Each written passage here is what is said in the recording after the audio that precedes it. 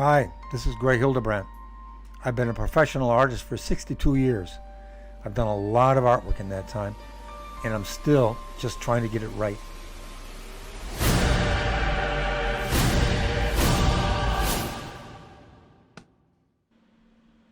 Hey, Greg, how are you doing, sir? Greetings and hallucinations. Greetings and hallucinations. So, yeah, we had a little bit of a Technical. technical snafu, if you Yeah. will. Um, so, hello to everybody that's already tuning in. We got some people jumping onto the stream already. So, hello.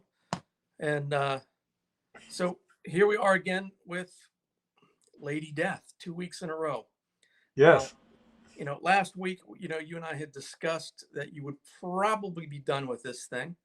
Um, but then through the course of the week, you decided to work on some other stuff and hold on to this a little bit longer to give people the Yes. opportunity to see it a little bit further along. Is that Yes. correct? Yes.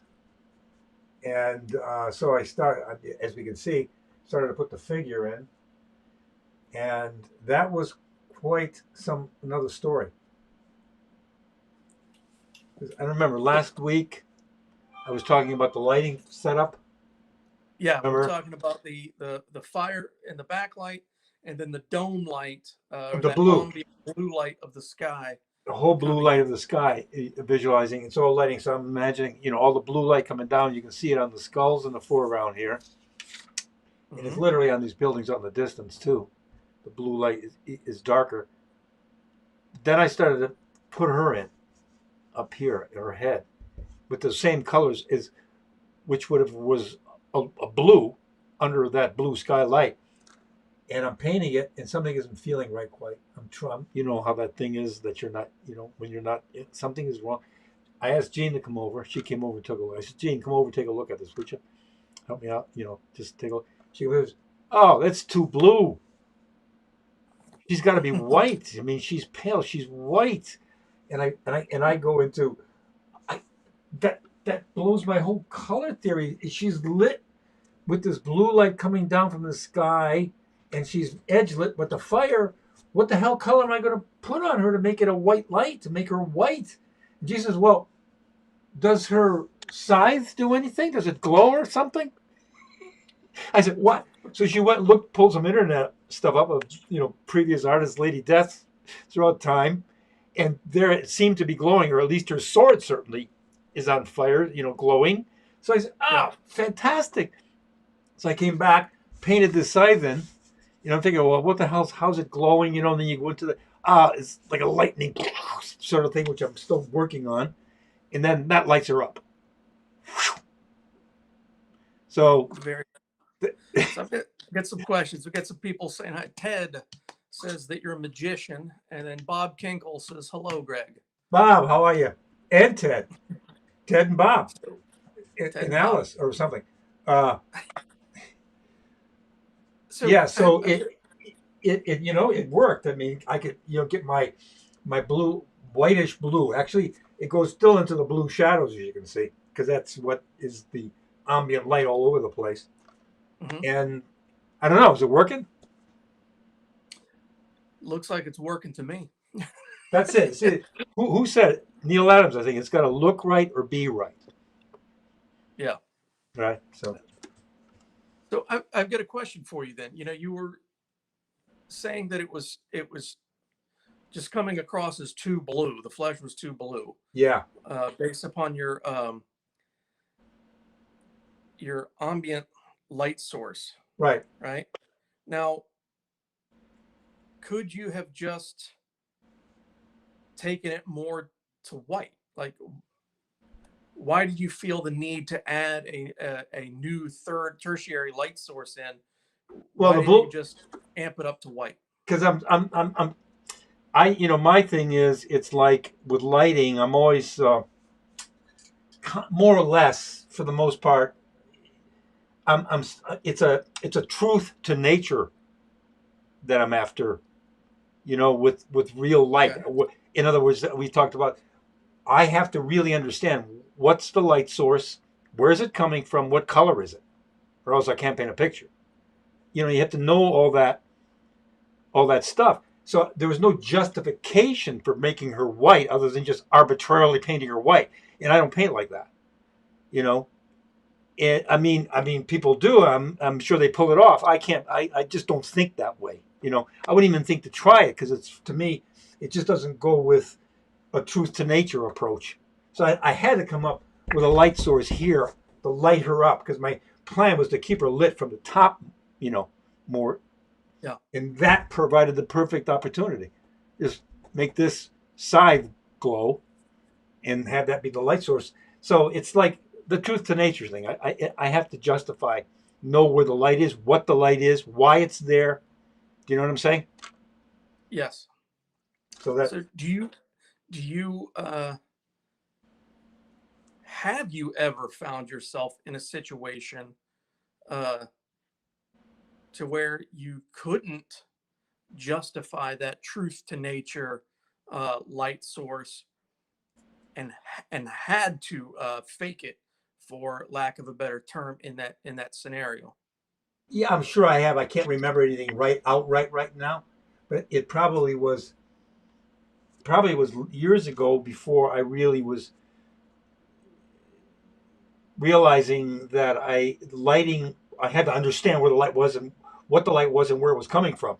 There, when you're playing and putzing around, you're kind of like uh, operating out of lack of knowledge or grasp or understanding or grokking it. You know what I mean? And Hmm. so you find you're up Shit's Creek without a paddle sometimes. You know what I'm saying? And Yeah. you go, oh, what the?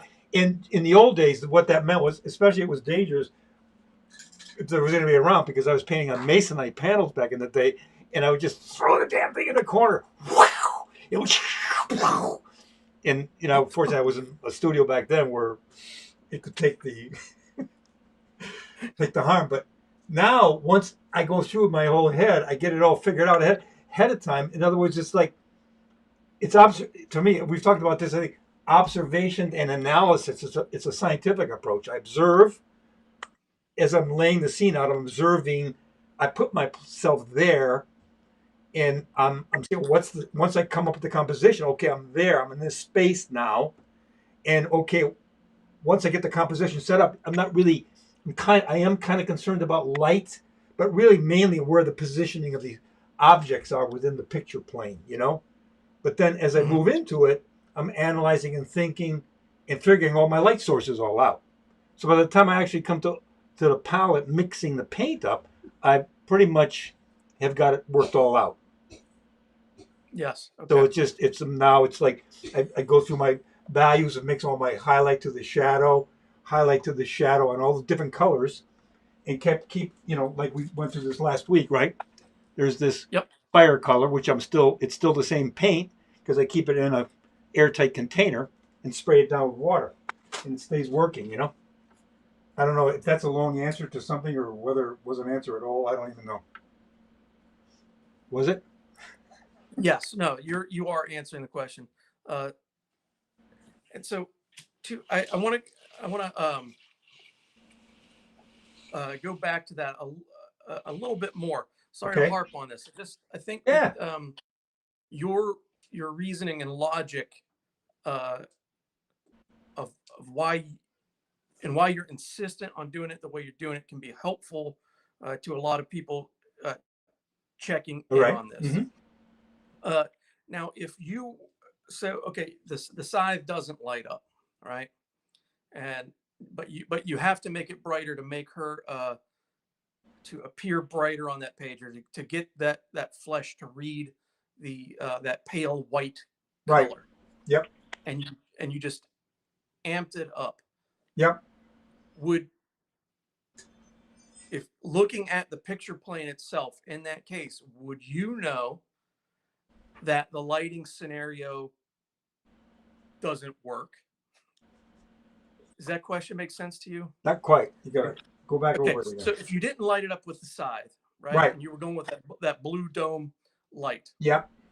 and you were like, okay, yeah, with how I have the lighting set, I know that it's too blue, but I have to increase her value up to make it read as white. Yeah. Mm-hmm. And then you just did it without creating that that tertiary light source, that right in front of Here. her. Yep. Yeah, and you just did it. Yep. Right? Because we're not dealing with a real light. It's just Right. it's a Exactly. Yeah. painting of a light. Would you look at the image and it would just it wouldn't look right to you, it wouldn't feel right to you? Yeah. Because I wouldn't Or would understand you? it. I wouldn't feel right because I don't know what the hell's going on. You know what I'm saying? It probably look at Yeah. I could have amped up the blue. I mean, even lightened up the blue. I mean, it wasn't like the blue light was wrong. I mean, it was accurate according to the setup that Into I your had scenario, right? into that initial scenario, and I could have painted her all in like that. The simple fact of the matter was she would have been too dark, not only too Yeah. blue but too dark.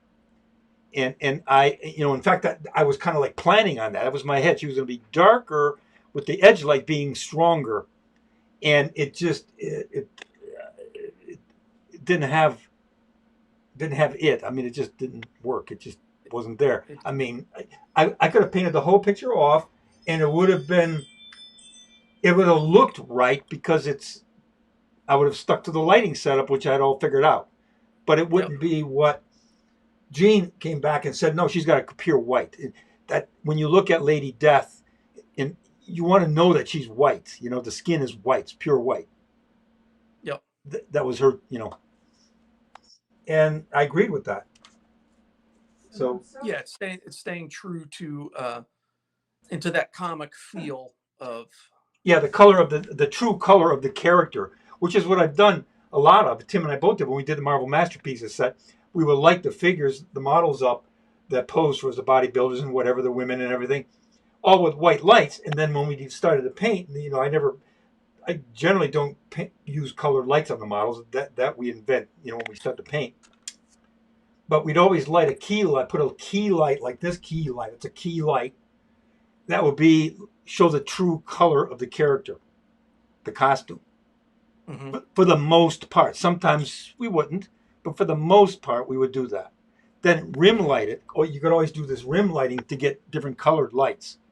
And then, of course, like some of the Marvel stuff, interior shots, particularly where you've got build structures and machinery and glowing lights and all this stuff going on, you could put any colored lights you want. Fill light, backlight, edge light, rim light, but more or less trying to keep a key light on the character, back then. Even though some of them, like I say, I repeat again, we didn't. And I'm saying I wouldn't always do that. I mean, I would, light it so that it wasn't the true color of the costume for whatever reason. I mean, there would be a reason behind that, But, Mm-hmm. so, like so, or what the hell, So, So you light up the scythe to justify the lighting scenario to ensure that the essence of the comic book version of that character comes through and comes to life. Right. Exactly. And that's just strictly a personal choice. There's nothing right or wrong about any of that. That's just a choice, Well, it's how your brain works and thinks of the art making process. Is there anybody in there? So someone asked before, did she have a cape on before? She did. And you can see, I planned it with the cape, and I thought, and then I painted this. I had it transferred that way onto the canvas, and then I painted this all in. I'm saying, what the hell? I mean, I won't get any of this rim light. The cape will block off all the rim lights. Okay. In which is what I totally depend on to have that figure read and be, So I just boom. And she, again, I went back to the character and did a lot of looking at the various. She's with cape, without cape, doesn't really matter, Yeah. But yeah, you would have lost the rim light, which would have killed the silhouette. Yeah. Correct. Yeah. Totally. You're thinking she's gonna this. There's a cape which is red, blood red inside the cape and black on the outside, but that red cape would get to be this value here. See? Mm-hmm. Inside the cape, and then the body goes around and that gets darker around, so the values would merge and you'd lose the whole silhouette of the figure. And I think that's what's critical. I think in figures of this nature, the silhouette should be good. I remember learning that from when I was totally involved, hung up on animation as a kid, and reading stuff in books, or maybe Preston Blair in his animation book that he did, that your drawings of the figure and all its key action points should read in silhouette. You should be able to block the whole figure out and have it still understand what the story is of that figure. And I Yeah. kind of like, that's always stuck there in my head, to try to make if you block this, silhouette or all black, you would still get the gist of what the hell was going on with the figure. Yeah. Things aren't superimposed or closed in on each other. You know what I'm saying? Well, the silhouette in general will really can design. It can dictate the personality of the character as well. Completely. I'm not talking just on the pose, but like, is it big and bulky? Is it sleek and smooth? Yeah. Like what's going on in that silhouette? And you've seen probably some old films, new films, whatever, of silhouette animation, where Yes. the figures will just be completely elevated, flat. They're incredible. Fantastic look. The look of that, the feel of that. Yep. So there she is contemplating a skull. And the reason I started this, she's been in a million poses. And I said, well, what the hell? Alas, poor York. I knew him well, kind of like Shakespearean thing. You know what I mean?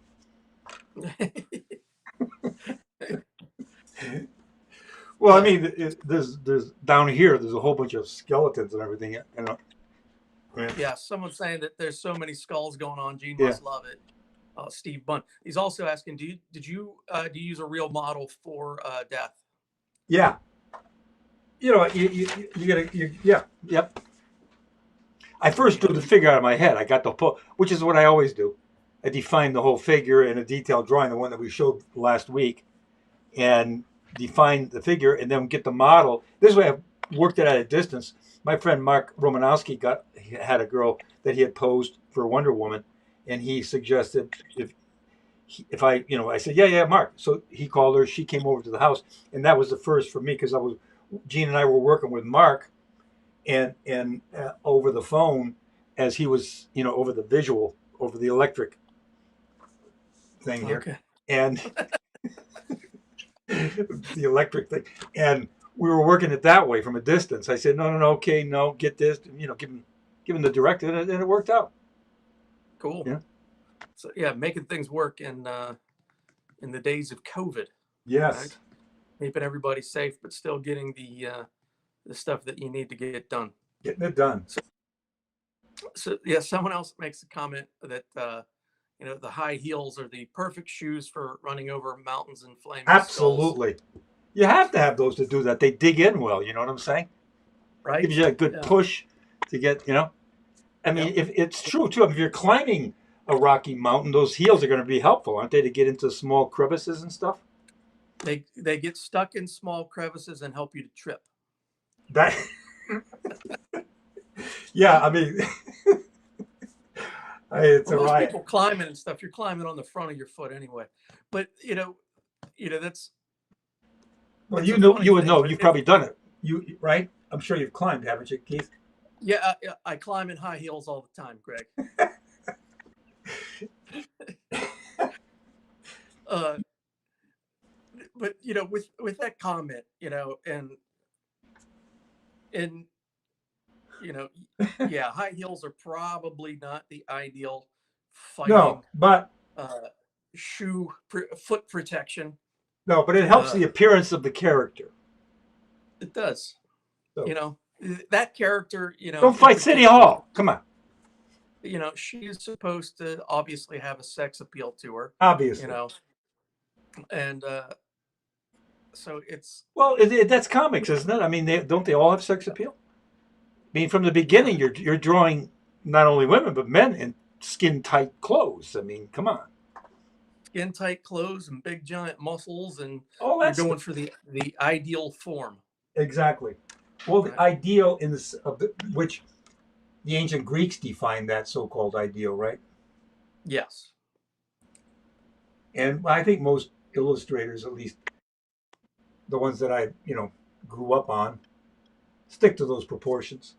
It's like I measure. I'll measure it. It's like she's 8 heads tall. A head to the middle of the breast, head to the middle of the torso, head to the crotch, and then head 4 heads down to the heel. 8 heads tall, which is a kind of a standard.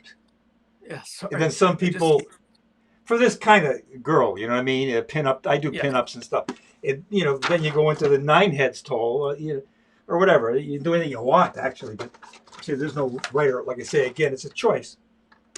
That's all. Yeah, Seems to work. It has worked for a very long time. Yeah. And across multiple genres and Century. artistic, mediums. And Adrian Wagner wants to see you paint me in high heels climbing over a mountain of skulls. That would be. Yeah. Yeah, that'll be a trip. But you have to have extra wide ones. I have really wide, flat feet. Yeah. So they have to be boat high heels. Maybe and, I wouldn't advise people trying it now, like Keith. I mean, some people are going to say, "Oh, they're talking about we should go out and climb mountains in high heels. Let's try it and see." No. Don't try it. I'll try it at home. And to respond to David Opry over there, he said that that's a great tribute to Brian Pulido, who was, I believe, the creator of that character. Good. Well, I believe so. I hope I'm not mistaken on that, but I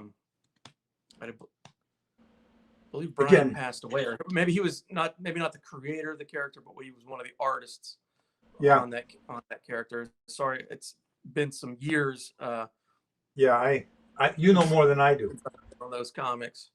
So I apologize if I'm getting that information incorrect, but I believe he passed away. Well, I mean, again, this is not a job. This is a commission from a gentleman who asked me to paint this picture. Not this picture, but a picture of Lady Death, and then we talked over the phone, and I came up with a particular setup like this, that is to say medieval and her first incarnation. He liked the original costume, or whatever you want to call it. Yeah. The lack thereof. The lack thereof costume. Right, lack thereof. Well, I don't think you have it painted in yet, but the little skull on the underwear will. Here, there's here are skulls, and I find it interesting there too. You go. That makes it a costume, right? There's a costume. I mean, what the hell? It's a costume. What do you want? Rob Evans says he misses you and Gene. Oh, Rob, how are you, man? Miss you too, big time. So now, see, all you people now there's people watching me paint, and I go in and out of anxiety. Yeah. Well, I think when you're painting, this is a tough thing to paint. The female figure, it still is very demanding. I agree. And fire is easier. You're not stuck to any shape. Here you're stuck to a shape. You make a little move that's off, especially in the face. The whole thing is lost. Oh, if you're painting flames, nobody knows. It takes all abstract shapes, so it doesn't. And who the hell knows about these towers? They can be fat, squat, short, tall. Doesn't matter. This is very demanding, precise. You have to be. It takes more concentration of your mental fortitude. Yeah. So is it okay then if I continue to ask you questions and talk? By all means, by Keith. Are painting in those smaller areas. Yeah. So that threw me off. Now I got to think of what to ask. Yep. So we talked about the scythe and lighting that up as some form of magic and the skulls.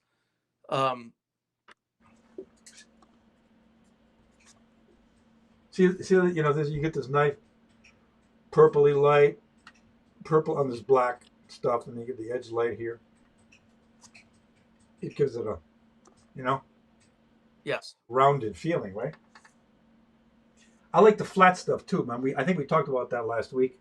The illustrators of the '50s, guys like Al Parker and all those guys who would flatten everything out. Their design was fantastic. Well, it's always about design, though. The whole damn thing is a design. Hair is always I always have this struggle with hair. You got to design that.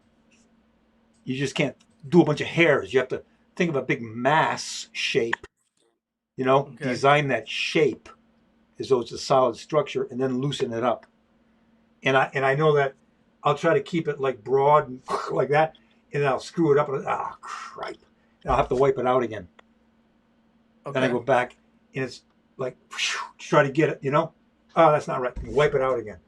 Because I don't, the initial strokes, I don't want to be like this yet. I want to get to maybe a few of those, but I want the main stroke to be big, you know. So that it has this. When you do that initial block of the hair, you keep that initial block loose. Is that what you're saying? Yeah, just very loose, just to get the shape of it and the highlights on it, you know.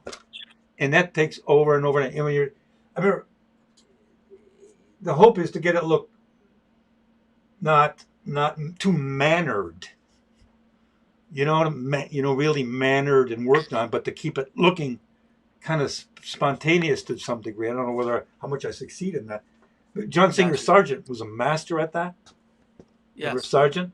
And he would struggle with that. He would try to get that hair sweep and go back and look at it. He worked in oil and he'd scrape it off. And he'd keep struggling to get over and over and over again to get a spontaneous look. Even though it was very studied, but yet, you know what I mean? You're struggling with these two ends, you know? Yeah.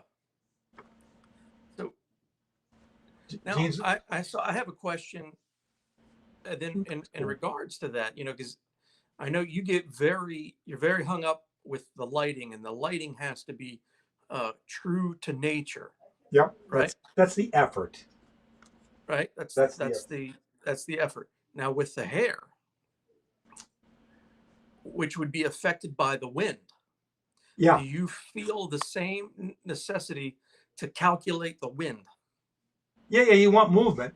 Like, you know, when you look at lots of Lady Death and lots of, let's be honest, about superhero comic stuff, the hair is all over the place. I do some initial sketches like that did not work with this setup. I mean, she's here studying the skull, and she's in this field of skulls and bones and everything. And I wanted a more vertical feeling to it. Do you know what I'm saying? Mm-hmm. Yes. Yet still enough wisps in it to give it movement. You know? And everything's about movement, right? It's like you're painting all this stuff. And it's like, and again, whether or not I'm successful or not is arguable, I suppose. It's all about movement. How do clouds roll and move? You know, mm-hmm. How does fire move? So you're trying to get that. Yes. To make it look alive. Yeah, naturalistic. But the 100% scientific approach to how that hair would be affected by the wind conditions in that very moment isn't necessarily as important to you as that lighting scenario. The lighting scenario and the way it looks. Does that make sense? Yeah. To you, like what I'm saying? Yeah. Right. Wait a minute, I got to get some color out here.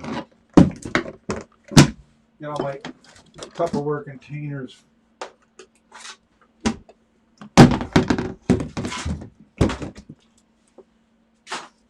Yeah. We can go on talking. Now, okay, so now you use the scythe to light her up, and is that going to go in, or has it already gone in to hit those skulls more, to bring those skulls up to? Yeah, no, I have. I've used this light source, which is to say the edge of the light, where it starts to get Mhm. moves into the blue. It goes through purple, it goes from white at the core, straight white out of the tube, titanium white, Yep. to white and cadmium yellow medium, just a tint. That's what these highlights are here. Yeah. Cadmium yellow medium into the titanium white, but it's a tint. It's like it. The white's at the top of the list, and then the value structure, and then that color of yellow is just a tiny bit darker, and so that it never gets as bright as the light source. You know what I'm saying? Yep. And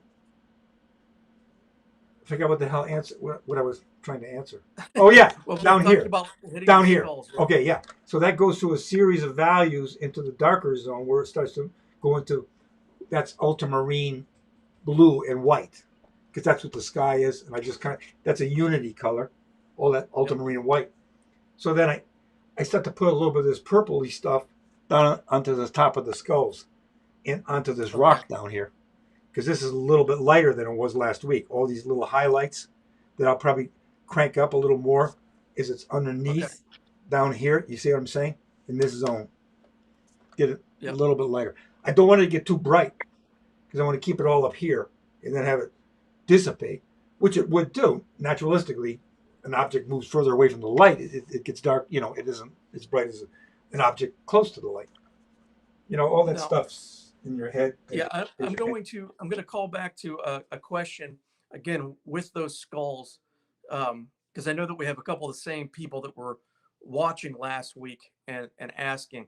Um, we were talking about the local color of the skull coming into play in the color mixture, even though it doesn't necessarily show up Yeah. that Yep. yellow Yep. color. So as you're hitting it with that whiter light of the scythe, is that local color coming into play even more, or No. is? No. Now you're only putting the light source, color of the light source on it.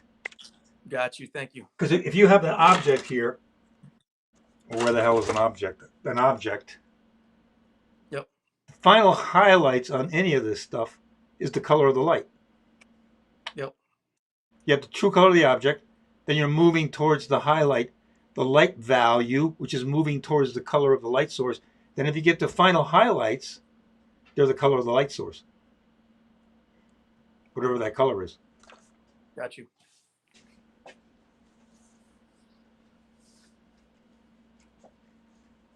You ask many questions. That's what we're here about, right? That's what we're here for. Yes. So yeah, we got a bunch of people, watching. If anybody else has any other questions that they would like to ask Greg, or any comments, anything like that, to um, about this painting or whatever, please feel free to ask and chime in. And Space Art by Christopher says this is a masterclass in illustration. Thank you, Greg. Wow, well, I'm glad. Well, it's cool that people get something. I'm glad of that. I get something out of it too. Talking. Yeah, it's the whole point of this, right? Is It that is the point of it. Yes, it you're is. able to interact with people that like your stuff. Yep. Keith, ask if Waylon is actually watching this week. Ah, The gentleman that Greg is doing this for.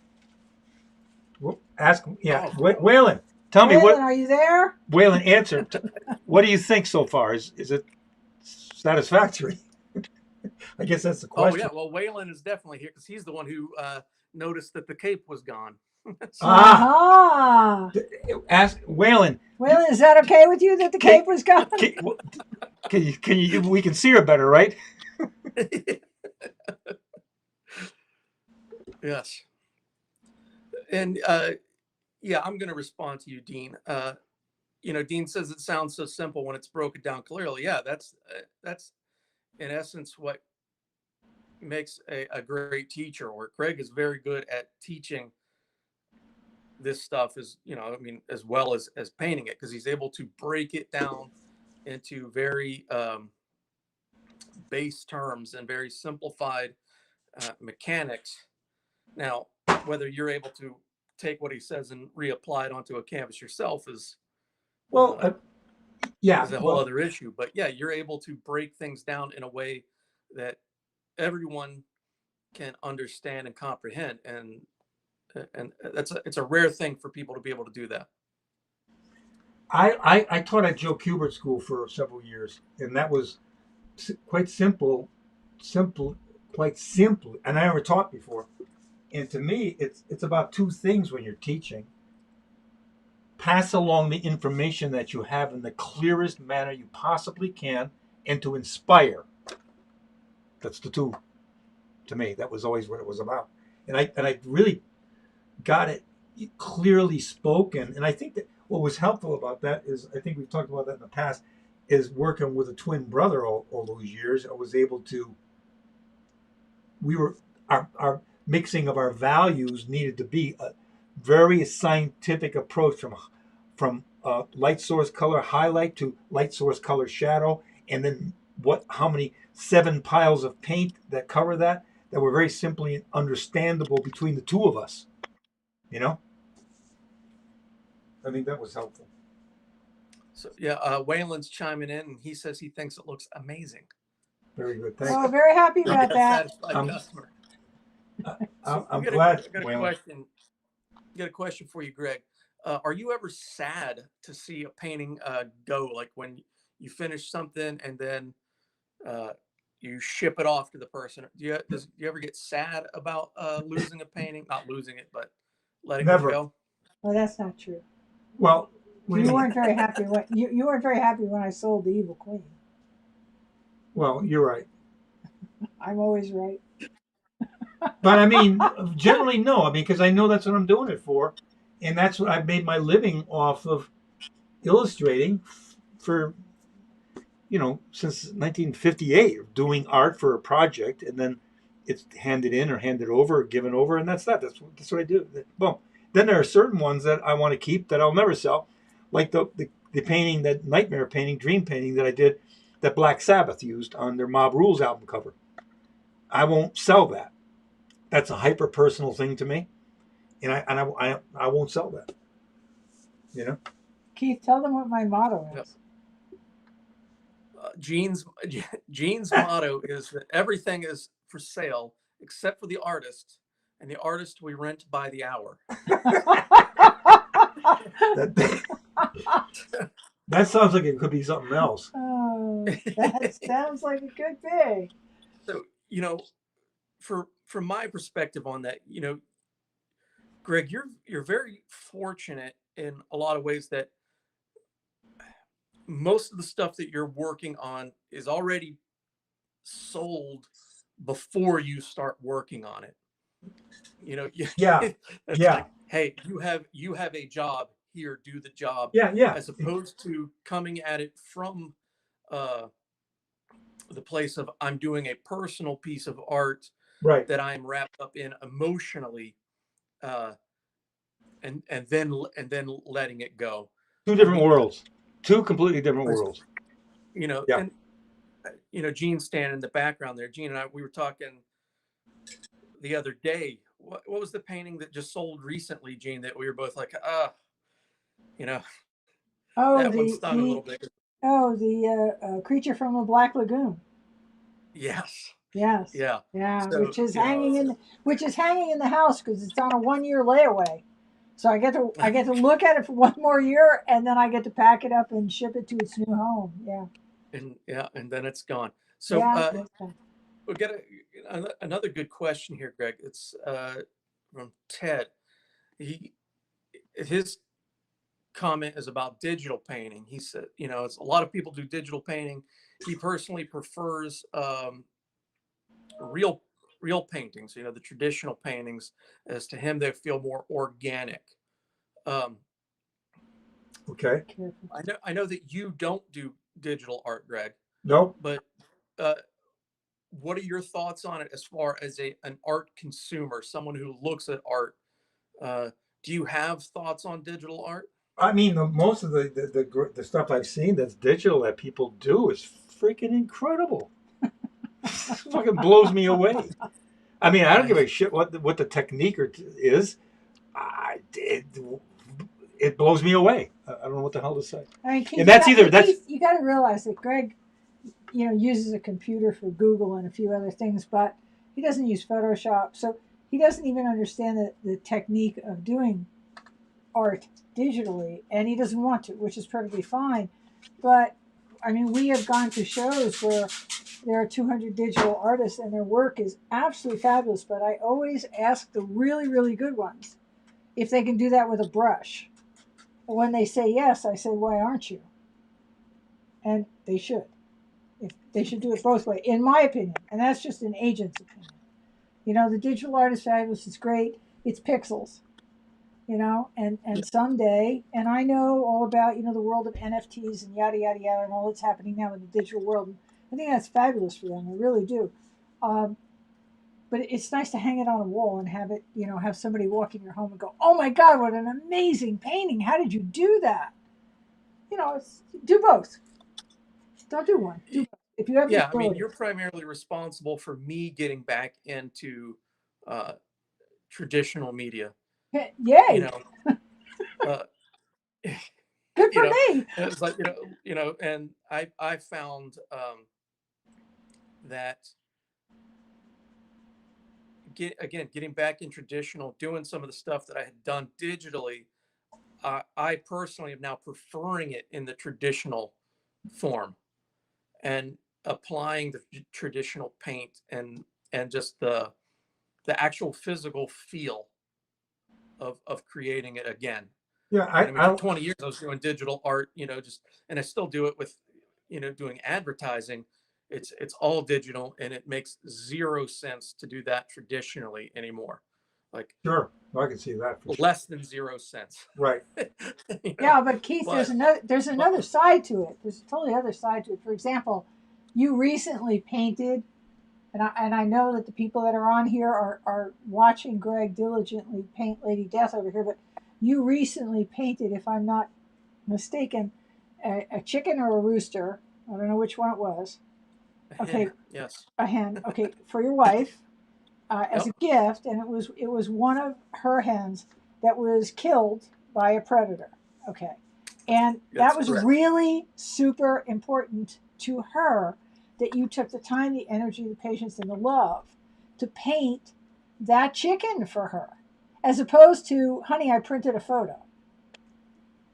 Yes. Big difference. Big difference. Yeah. The painting is more real than the photo for her. Yep. Yeah. So Waylon does ask, do you enjoy doing Lady Death? How much do you enjoy doing Lady Death, like that kind of character, as opposed to a more traditional, like Marvel or DC character? Do you have any enjoyment difference between like something like that or versus like a Cyclops or a Wolverine or anything? Oh yeah, this is much. I like this better. First of all, it's a I think Waylon, for obvious reasons. I mean, you know what I'm saying. I love to paint all kinds of characters. You name one, I love to paint. Period. People, old, young, beautiful, not so beautiful. I mean, I just love to paint. But I mean, asking it that way, yeah. I mean, come on. I don't know if people are going to get pissed off at me, but she's a hot chick. What the hell? It's a fact, Jack. I mean, it's as simple as that. I mean, I don't know. I don't know if that's politically incorrect to say. I'm sure it's politically incorrect. But that's what she is. She's beautiful. She's beautiful. And that's and she's an enigmatic character, and she's on an edge. She's very edgy, and she's like I say again, I'm stupid about a lot of Marvel comic book characters these days, right? And I researched this when Waylon commissioned me because I knew of the character. She was in the back of my head somewhere. But when you read that history, I mean, this whole apocalyptic struggle in the Middle Ages and going to hell and battling Satan. I mean, it's like very appealing. I love that kind of. It's very biblical. Biblical, exaggerated, mythological, over the top drama. It's very entertaining and very appealing to me. It provides great imagery, Yeah. Yep. So that, yeah, in a nutshell, yeah, I enjoy this very much. Well, Waylon, I'll ask you a question. If you were painting and you had a choice, you were going to either paint Lady Death or Darth Vader, which would you prefer? I think he already chimed in on the comments that he prefers characters like Lady Death over Marvel as well. Okay, well, I can't see the comments, Keith. I don't have that. I don't have that access on this screen. So, I mean, really, if a guy, and I mean, Greg's 82, but he's not dead from the neck down. So, you know, if he's got to paint, you know, a plastic helmet with some guy with a low voice and a big black cape, and mostly it's black with a little edge light, as opposed to this beautiful woman, this is not even a contest for him. No, but I do love to paint those kinds of Yes, characters. you do. But again, like it's I say, not a contest between the two. I like painting fire, I like painting smoke, I like painting clouds, I like painting rocks. I like to paint it all. But there, we've answered that question. There you go. Next question. So, Mark Kreis, two things. One, to answer you, Mark, that I know you said you tuned in late, but after these are over, we upload them to YouTube so that anybody can watch it anytime. So you could start over at the very beginning if you would like. And then he wants to know, have you ever taken anatomy classes? No. I mean, well, I went to 6 months of art school. I always wanted to be. I wanted to be a Disney animator when I was a kid, and all the way up through high school. And I wrote letters to Disney, asking what I needed to do to apply for an animator position. That's not answering the question. And they said go to a school that focuses on life drawing, perspective, and anatomy. And in that school, I had an anatomy class, but it was like a skeleton, and you draw from the skeleton. Well, tell them the story about the professor with the underwear. They'll love that. Oh, that was another one. This is anatomy. It's because we had a life drawing class, you know, and I was like this naive kid, embarrassed, because I walked into this room filled with people, and there's this naked girl up on the stage, and it was like, you know, you kind of like, oh, I'm gonna be a professional here. I'm not gonna even look at her until I set up my thing. You keep your head down, go into the corner, set up my drawing pad, look up and start to draw right away. You know what I'm saying? And in any event, one of the sessions, Mr. Rich, he was fantastic. He'd come over and give you directives. He'd kind of, and then he'd go in a corner and sleep, more or less, because he was pretty old. And, you know, he was real great. He had this kind of like Einstein hair and mustache, and always wore a pinstripe suit, you know, like a double-breasted pinstripe suit from the 40s. And he'd sit there in the corner. And you'd hear him. And you're sketching. And there'd be painters in the class. And this one girl, she was posing, and Mr. Rich was asleep. And her break came. You know, the model's a certain, you know, length of time up there on the stage. And she got down off the stage, put her robe on. Generally what the girls would do when they were girls and guys, you know, they had guy models too. But when the girls would come around, they'd look at all the guys over there at their work and try to con them out of their drawings. And they would do that in a very obvious manner, you know, with a very loosely draped robe. And in any event, so this one girl, she goes back into the little dressing room area, comes back out. Now she's wearing red panties. And she was nude, you know, they're all nude models. And she's wearing red panties. Mr. Rich was asleep for all. He's snoring all the while. And suddenly, you know, I'm drawing away, and she goes up, she's posing, and suddenly I hear Mr. Rich, he wakes up, he says, what is that? Take those off. That's indecent. Which hit me like the panties made the pose indecent. Which kind of, you know, like, it sort of makes sense in a way, you know. That's the distinction, I guess, pin up and life drawing, you know, or something. Yeah. That's take those off. That's indecent. It's very funny when you retell the story. But yeah, you know, I can get it. I can see that. Yeah, I can see that. Now, also though, with life drawing, you continued into your professional career. You didn't just stop with that 6-month program like you and Boris and some other guys Oh you'd yeah, set up your own life drawing classes, right? absolutely.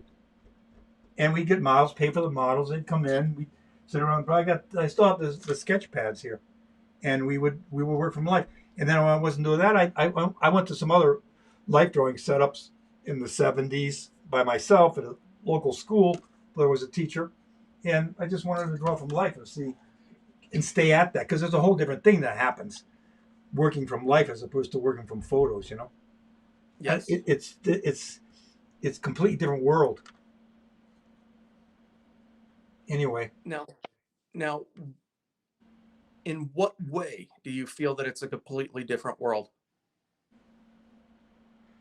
uh, I don't know. Stuff happens in your drawing. I think I know for me, I'm more rapid. I'm trying to get it down because I know there's a tension and with the model. They're posing, and you're feeling that kind of anxiety feeling of I got to get this down fast. Well, in a life class too, in this particular one at this particular art school, I went to Meinzinger's art school. You had 10-second pose, 15-second pose, 30-second pose, minute pose. You had these timing things, and I think doing that from life, especially, you're physically seeing things in a different manner than you are with a photograph. I think you're more relaxed with a photograph. Much more relaxed. Maybe that takes away the edge Okay. that you get from life drawing. Do you know what I'm saying? You can still. Mm-hmm. Yeah.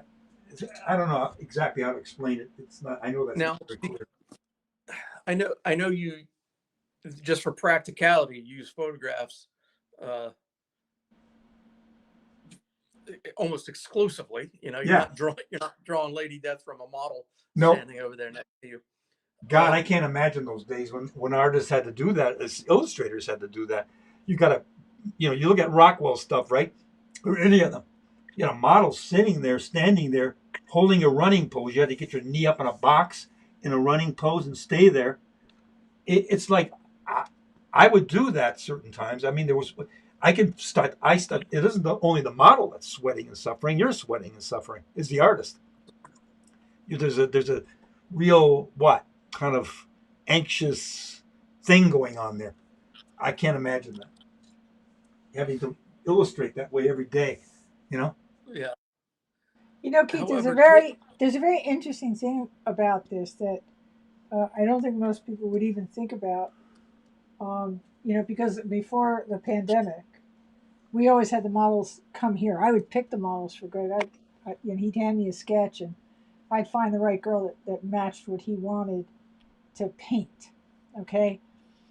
But from my perspective, not as his agent, but as his wife, I think you got to really get that if we had these girls in here live continuously, that would be a problem. That would just be a problem, Keith. I love all the models we use, and honestly, I'm getting older. They're not, and really, it's.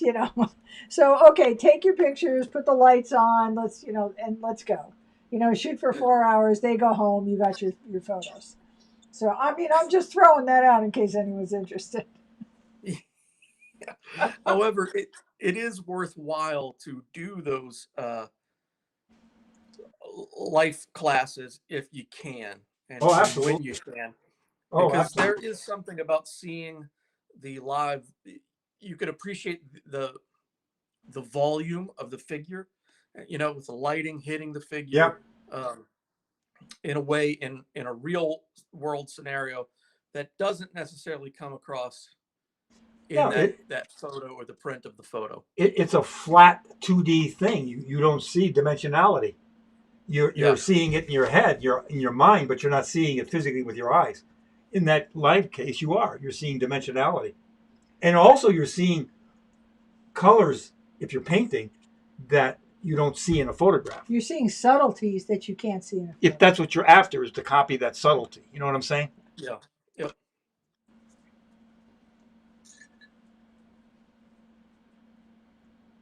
Oh man. So got Mark Kreis again chiming in. Apparently, when he was in art school, they had a male model who perhaps had the most embarrassing thing that could happen to a guy in front of a group of people while he's naked. Yeah, I can imagine. I never had that. Was he embarrassed or was he happy, Mark?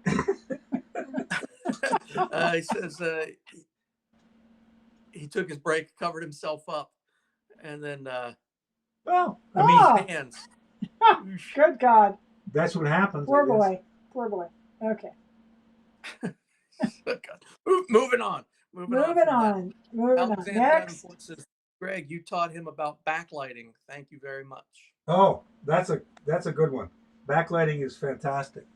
Go look at, whoops, got too much white there. This man is constantly covered in paint, no matter what. Someone did ask how Greg managed to get paint on his back. Oh, I don't know. Ask him how he manages it to get on the refrigerator. That's easy. It's easy. Right. Okay, so backlighting. You're going to tell us about backlighting, Greg. Backlighting is good. It makes the figure stand out. It also hopefully gives it a dimensionality.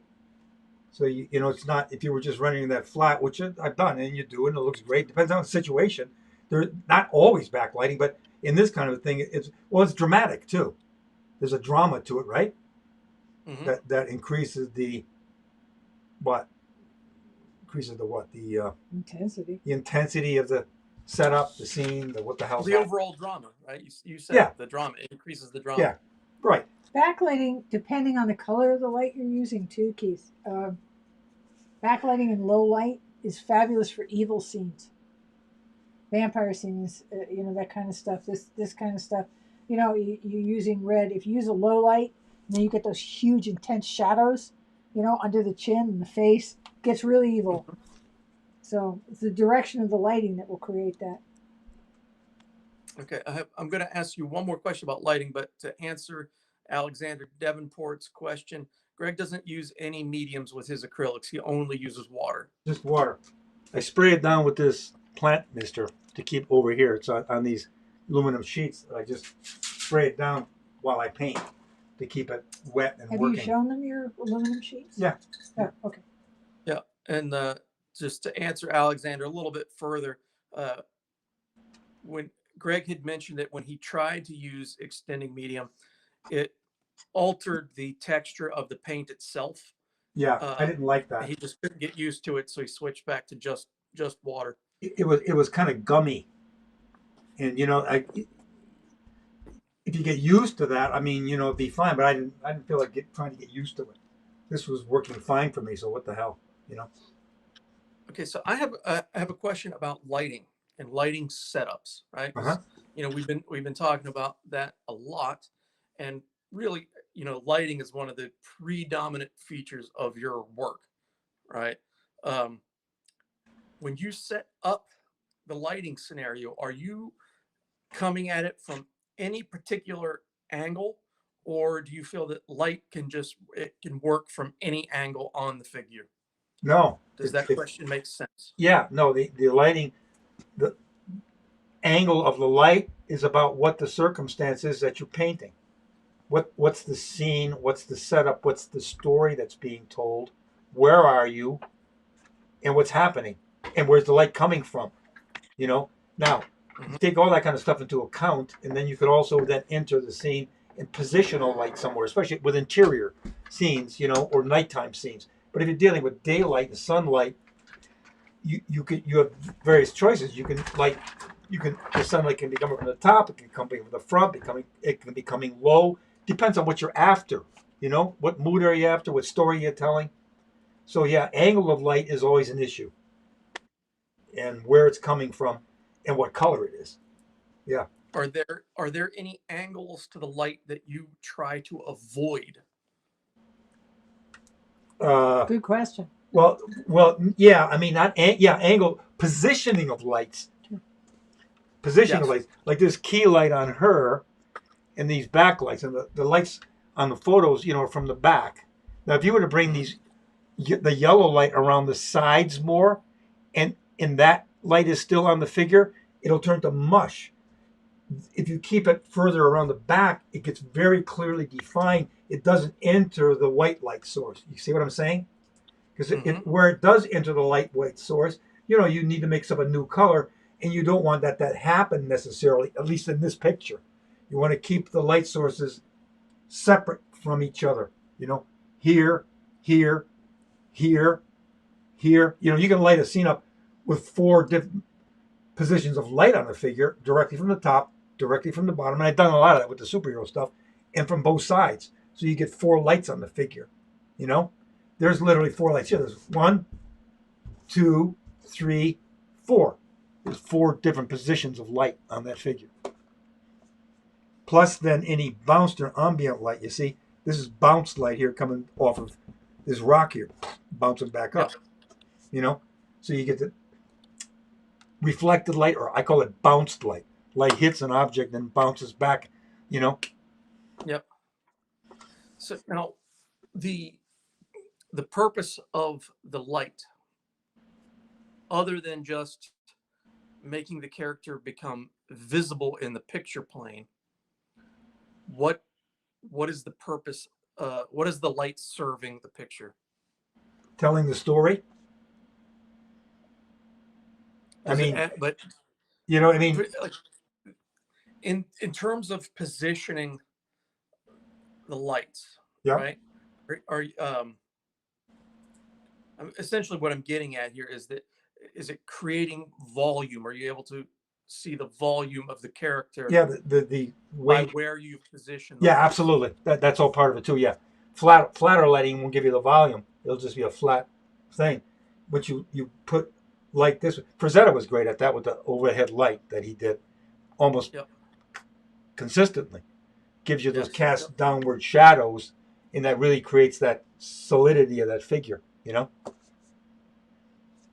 Yeah. Volume. Yeah, that's a way to put it. Come on, people, ask questions.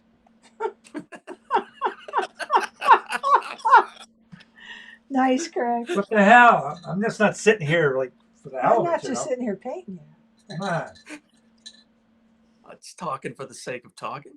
Yeah.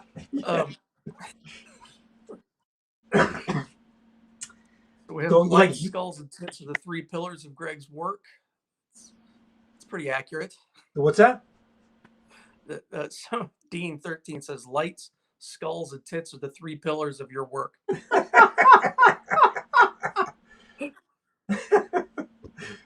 Oh well. See here, you put this. Is that this. what we're going to put on his tombstone? Yes. Oh, okay. We have a good one here, and this will lead into something else, and also plays into some other people that are on this live stream with us right now. So Ted Beauverlet, I'm sorry, I don't know how to pronounce your last name. Whenever he mixes a tune, he always has pictures coming into his mind. When you're painting, he wonders if music ever inspires you, or do you need a quiet environment? Oh, no. Music is critical. There. It depends. No. I mean, when I'm at my drawing board and I'm coming up with the initial sketch for an idea, layout, say for this one, I don't want any sound at all. I just want me and my pencil and a piece of paper. And look, just so you can see. Yeah. Okay. Then, depending, I think if I'm trying to get it together and you're struggling, I don't want to hear any sound. But once it goes clunk, your setup goes clunk in your mind. I know what I'm after. Then music is helpful for me, and I've always listened to music when I worked in that manner since I was young. And that can be anything. Not anything. Explain the different kinds of music that you use, that you listen to during different phases of painting. Right? Because it changes. Classical music. Classical music. Mozart, Beethoven, Franz Liszt. Like the Dante Symphony of Franz Liszt. That's great for this kind of thing, and I found that little section of it. Liszt was really dramatic when he wrote. Mm-hmm. Like here he writes the Dante Symphony. That's about the Inferno. And so something like that is fantastic. then I'll listen to rock. I mean, I'll put on a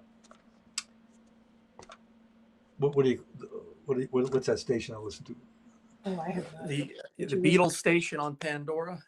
Pandora, Listen to a lot they of there. Beatles. Pro, but I, you listen to Procol Harum. Procol Harum radio. So they'll give me all that Deep Purple, you know what I'm Nights saying? in White Satin 27 times a day. 20 times a day. Too much of light noise. King Crimson, Epitaph, where you get into that nice, long, dramatic, progressive rock stuff. I love that. Trans-Siberian Orchestra, And then like Beethoven. 50s. You listen to 50s music. So, I mean, it'll be all over the place. Depends on what the hell it is, Now, do you paint differently with different types of music? I have painted to the rhythm of the music when it's intense. Yeah. I'll do that when I'm starting to block it in. Mm-hmm. Yep. Now, Keith, there's two reasons why there's no music on in the background right now, because there's usually music on in the background in the studio. So, A, because you're moderating this, but B, because a bunch of the videos that we have on our YouTube channel, I shot Greg painting years ago while he was in the studio with music. Just he had the damn radio on, and they took the audio off. YouTube dropped the audio. So the copyright infringement. Yeah, you got a lot of problems with that. So they didn't in the beginning, but in the last few years they started doing that. So I get two questions for you, Greg. Again, regarding music. Now, you were talking about being in progress on something, and then just the painting of the music, dictating the brush strokes. But have you, when you get up in the morning and you're drawing for yourself, right? Your warm-ups, your brain dumps or whatever. Do you ever turn on music and let that music inspire that creativity? Sometimes. A lot of the times late, there's a whole different thing happening to me now. It has probably got no relationship to that, but with music on the rock stations, I'll click around, listen. Gene started me off some time ago on if I was to paint movie posters. If I was a commercial illustrator hired to paint the movie posters of the films that I loved when I was younger, and I painted 3 of them: the big Creature from the Black Lagoon, King Kong. I did a color comp of Nightmare Alley, the Tyrone Power film, the one that Guillermo del Toro apparently just quit. He redid it. He principally shot everything. I've been listening to, sketching down my take on rock album covers. So I've got a whole stack. It's about this thick and enough, and some of them are just pure. Like I give up. No, there's Gene says she gave up, but they're really crude. They're just simple, rough ideas. You know what I'm saying? Without the music of that album is inspiring the imagery. Yeah, the imagery, and it's like something. It'll be something very obvious. Some of the more obscure ones, like the Procol Harum's stuff, which are very enigmatic, are very interesting to do. And When You're Strange, the Doors one. Yes. That was a cool one. I did a rough on that, and I did that in the Cabinet of Dr. Caligari style. If you've ever seen that silent film. Yes, yeah. Everything is strange. Women are strange. You're strange. It's all twisted drawing. It's like really, a guy with a backpack coming into town with all the crooked buildings and everything. I think that's one of my favorites there so far. So I do that. Yeah. That's fun. I'm gonna throw in here, and this is just because one of the things we've been working on is your bio, and particularly hitting the TSO portion of your bio. Now, when you heard TSO for the first time, what happened then? Yeah, well, I mean, I was Gene and I were wrapping Christmas presents, and we go through a whole bunch of our music that we have, Frank Sinatra, Bing Crosby, what the hell ever. Nightmare Before Christmas, album and all this stuff.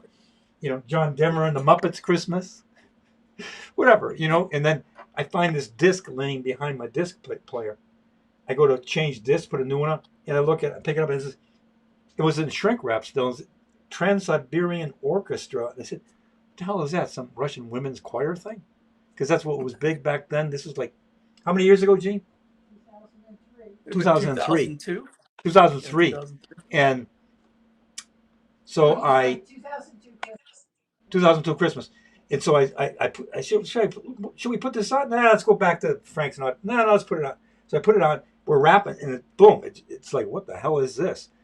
I didn't read the libretto. You could still there's a story of some kind, especially when it gets to the Old City Bar piece in that first Christmas album, Christmas Eve and Other Stories, and the music is moving rock into traditional classical mix. I mean, it's fantastic. We played it again, and it was like, whoa! And then had a studio with other people, and I walked over the next morning. I brought it in. I said, "You guys, you're going to hear the best damn Christmas album ever."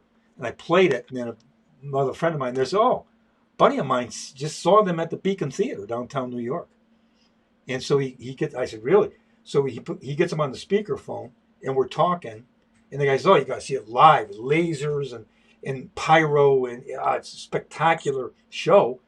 And I said, "Incredible." And then he said, "Have you heard their rock album Beethoven's Last Night?" And I said, "No, what's that?" He goes, "It's a disc they did. They haven't done the show, but you can get it." So I went out and got it the next day, and it was like, holy mackerel. So I put that on. It blew my mind.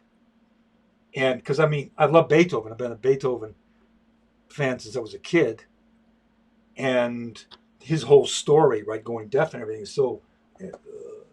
It's one of the greatest dramas, in art, and so the music was fantastic. So I'm listening to it. Gene, didn't even play for Gene. So I was playing at my other studio. I had a studio separate from the house, and so. But what I would do is I'd come home from that studio at night, come down here to the studio. Gene would go up to bed, and I would sit there, play the album, and start sketching. And I literally did this for 3 months. And I never worked this way ever. I never worked this way. I always worked during the day. I never worked at nighttime. But I'd come home from working on jobs, come here, eat. We'd sit around for a while. Then she'd go up, and I'd come down, and I'd play the album. And I swear I'd work till 3 o'clock in the morning, and I normally never have done that ever. And literally 3 months go by, and I literally come out of a stupor with a stack of art that's black and white sketches, color comps, roughs, pencil roughs, paint, watercolor, and show it to Jane. She says, "What the hell is this?" Explain, play the music. And then, at some point next day, maybe I say, do you think I get practical? Should we do something with this? And she said, well, who is it? I never even looked to see who did the music. I was just, the music was everything. So I look it up on the album, and Paul O'Neill, blah, blah, blah. Jane says, okay, she gets a number for me in New York City of a recording studio.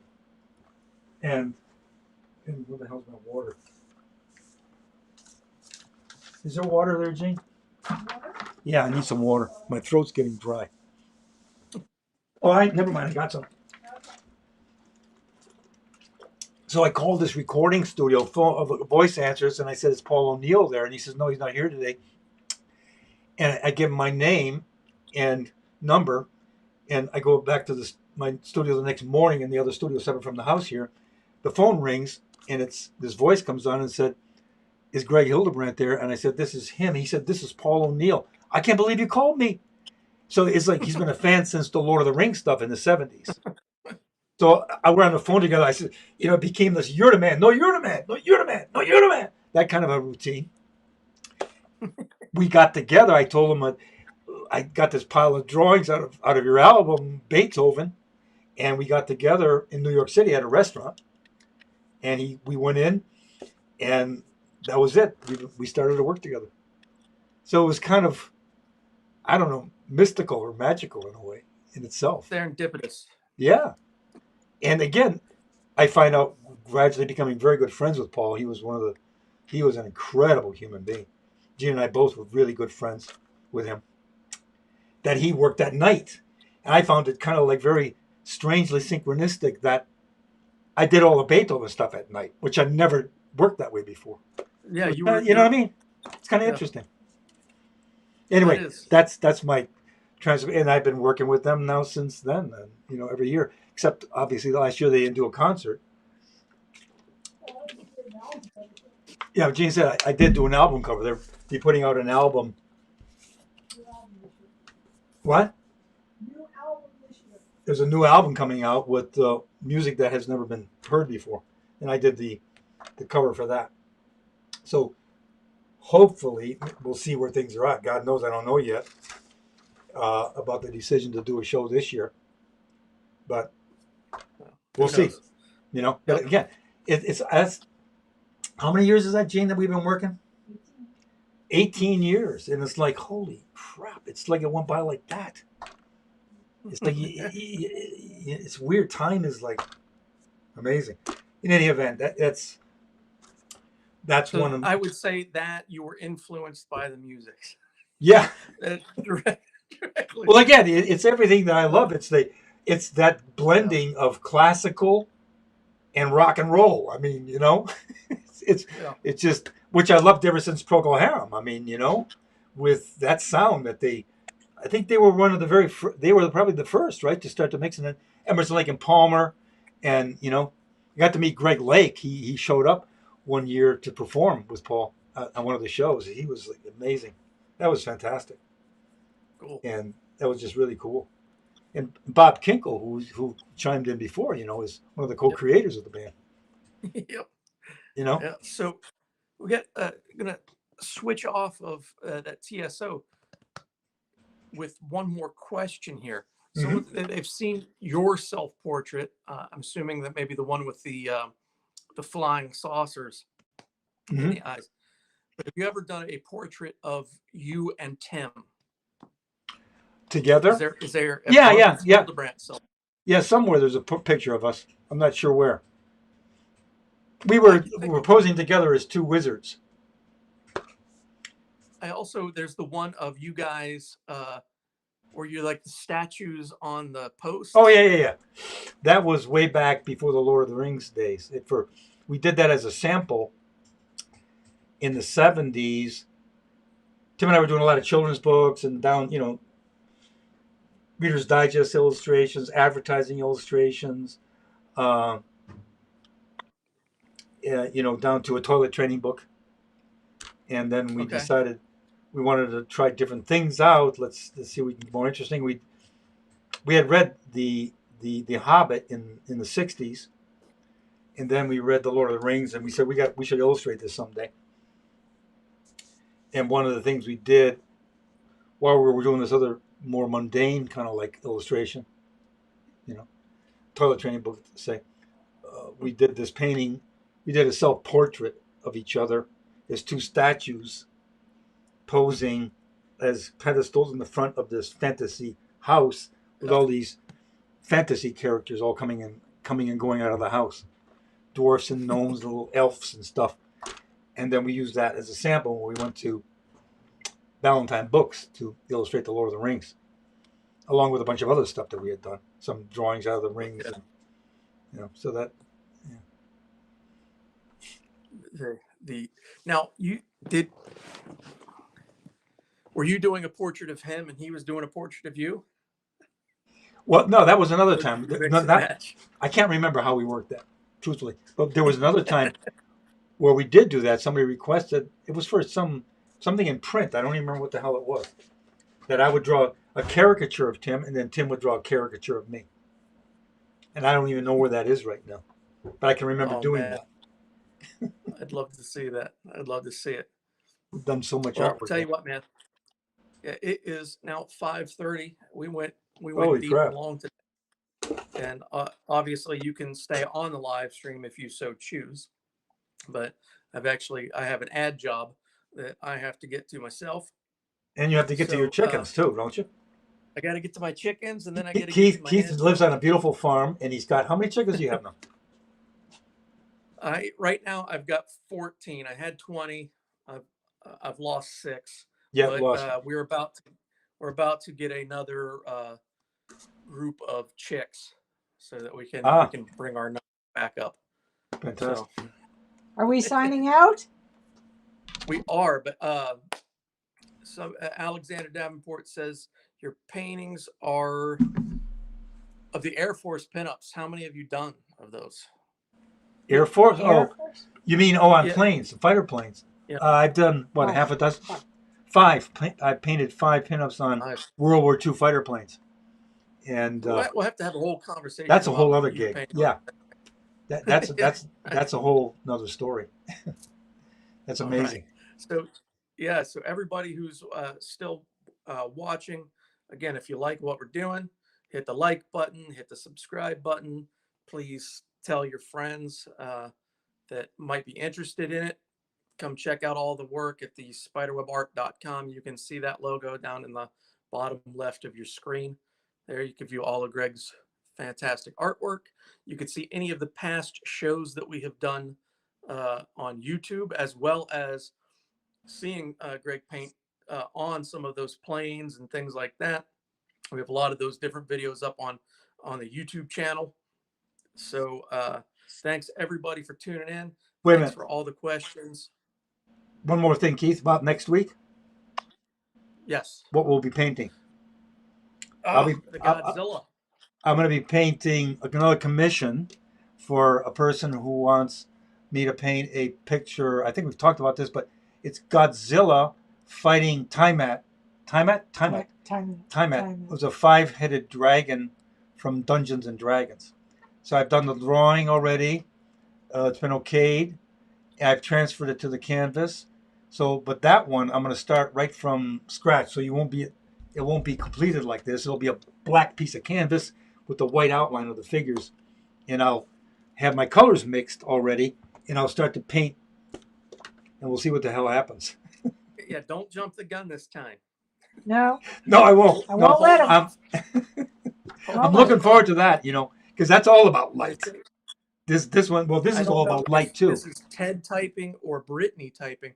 So, but Ted says, "Good evening, good to see you guys, and much love from Brittany." Winky face emoji.